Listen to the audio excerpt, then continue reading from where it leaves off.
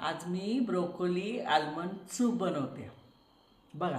Butter, हे थोडं तेल, ही मिरची, हे आलं, हे लसूण आणि हा कांदा,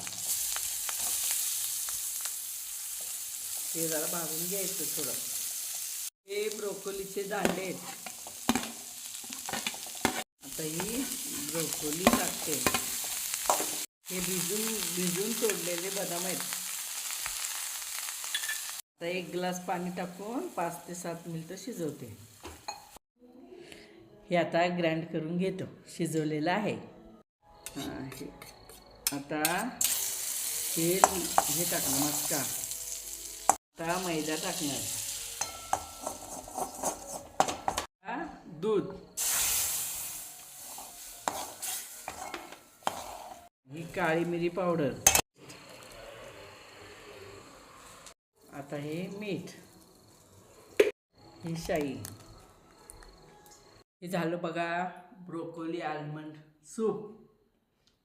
कसं झाले बघा।